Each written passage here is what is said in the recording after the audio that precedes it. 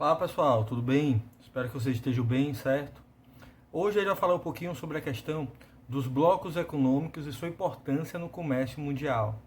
Vale lembrar o seguinte: todo país do mundo ele precisa de interações econômicas com outras nações. Nenhum país do mundo ele consegue sobreviver e manter sua economia sem ter acordos comerciais ou sem ter vendas de produtos para venda e compra de produtos para outros países. Baseado nisso, todo país do mundo ele tem o interesse em manter uma coisa que é chamada balança comercial favorável. O que é uma balança comercial? Os países em geral, eles vendem, certo? E eles também compram. Nesse processo, quando a gente fala em balança comercial, o ideal é que haja um equilíbrio entre compras e vendas. Então, se eu vendo 100 mil dólares, o ideal é que eu compre 100 mil dólares e a balança comercial fique equilibrada.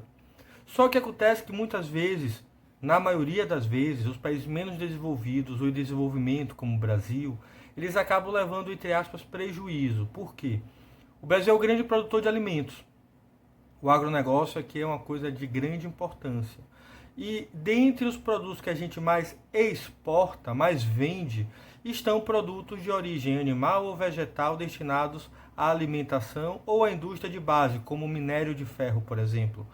Esses produtos eles têm um valor muito baixo no mercado internacional. E a gente compra tecnologia, então a gente compra chips de carros, a gente compra módulos eletrônicos de veículos, a gente compra produtos com valor agregado muito maior.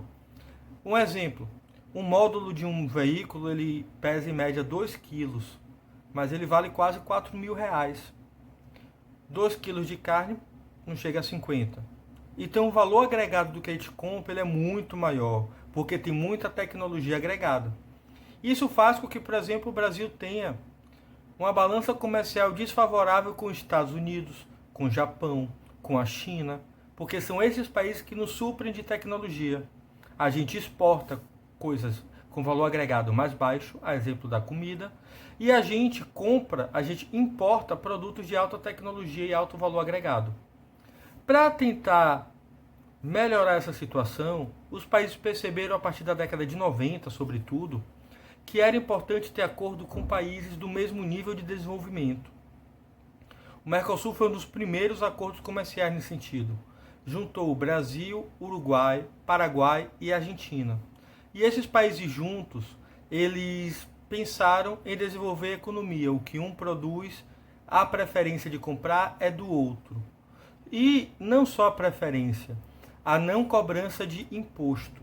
O imposto é uma forma de você manter o seu produto nacional, o seu produto feito no país, de uma maneira competitiva. Então imagina, um telefone, para ser mantido competitivo no Brasil, ele teria que ter alta tecnologia. Infelizmente, a gente não produz tecnologia. A gente investe pouco em pesquisa. Então, nossos produtos eles são, entre aspas, ultrapassados. Certo? Outro detalhe importante. Quando não há cobrança de imposto, aquele produto se torna mais competitivo, porque o preço dele se torna mais baixo. Um carro ele pode chegar a ter 70% de imposto em cima. Então isso aumenta muito o preço final dos produtos. Um celular pode ter 50% de imposto se ele for importado, certo? Então tudo isso ajuda a incentivar o consumo ou do país ou dos países que são aliados comerciais, que possuem acordos comerciais. A exemplo do Brasil, Argentina, Uruguai e Paraguai, certo?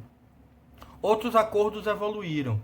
Esses acordos eles evoluíram a partir dessa visão de que unidos a balança comercial se torna mais favorável ou no mínimo mais equilibrada para esses países e o crescimento não está só na questão da circulação da riqueza, vai estar também na questão da geração do emprego. Não existe crescimento, aliás, existe crescimento, mas não existe desenvolvimento econômico se não houver melhoria na qualidade de vida das pessoas. Então, baseado nisso, os países eles passam a incentivar a geração de emprego e renda no seu território, ou no mínimo no território do país aliado, que tem mais ou menos o mesmo desenvolvimento. O Brasil viveu isso recentemente com a Argentina. Há uma guerra comercial. O que é uma guerra comercial? O Brasil produz carros, a Argentina também produz carros. O Brasil produz linha branca, geladeira, fogão, etc. E a Argentina também produz. Então fizeram um acordo. O Brasil vende para a Argentina determinados produtos e a Argentina compra do Brasil produtos que vai vender, que a indústria argentina vai revender para outros países, como Paraguai, Uruguai e hoje o Chile, que também faz parte do Mercosul. E o Brasil vai comprar da Argentina outros produtos que a gente não vai vender na Argentina, ou seja, não vai haver concorrência direta do produto argentino com o produto brasileiro. O que a Argentina produzir pode vender para o Brasil e, como contrapartida, o que o Brasil produzir pode vender, mesmo que haja produção interna. Isso é chamado contrapartida, é muito comum nos acordos econômicos, já que muitas vezes os países eles produzem, eles têm a produção de produtos industrializados iguais ou concorrentes diretos. E essa é uma saída, coisa que um país desenvolvido não faria, porque ele sabe da dependência de tecnologia. Ele sabendo dessa dependência de tecnologia, ele não vai abrir mão de vender e vender o produto com valor mais alto. Vale lembrar que a balança comercial, ela também é importante pela questão do fluxo de dinheiro que entra e que sai do país. Um país que ele compra muito de fora, quer dizer que ele está perdendo muito dinheiro. Junto com essa perda de investimento, há também a perda de empregos, porque a pesquisa, o desenvolvimento, a produção, o transporte, tudo isso depende basicamente da questão do emprego. Então, se eu compro produto importado, eu estou gerando emprego no país de origem desse produto. E eu estou perdendo recurso, porque eu tenho que pagar para ter acesso a esse produto. Se esse produto passa a ser de origem nacional, eu tenho uma pesquisa, o desenvolvimento, que também gera emprego e renda. Eu tenho a produção, a circulação, o transporte desse produto. Toda a linha de produção e toda a linha de logística desse produto vai gerar emprego no nosso país. E todo mundo sabe que depois dessa pandemia a questão do emprego vai ser muito delicada. Talvez seja hora de repensar essa questão. O importado ele pode ser bom, o importado ele pode ser muito mais competitivo e ele pode ser muito mais tecnológico. Mas socialmente ele não é tão adequado, haja visto que a gente vai pegar um produto de fora, a gente vai gerar renda, riqueza para países e para pessoas de fora. A gente viu recentemente a questão dos respiradores. O Brasil poderia produzir, mas não conseguiu. E a gente ficou dependente unicamente dos respiradores da China, onde eles colocaram os preços que eles queriam, onde eles receberam o valor do pagamento e não entregaram os produtos. Então isso é algo para se repensar. Se a gente tivesse a produção nacional, por exemplo, de respiradores, a gente passaria de comprador a vendedor. Já imaginaram quanto emprego poderia ter sido gerado no Brasil e quantas vidas poderiam ter sido salvas? Então, a gente tem que pensar mais nessa questão do fortalecimento dos blocos econômicos. Não à toa o pessoal fala tanto em fortalecer o Mercosul. É um dos acordos que o Brasil mais tem vantagens comparativas e vantagens econômicas. Com todos os países que o Brasil tem acordo no Mercosul, a gente tem superávit. O que é superávit?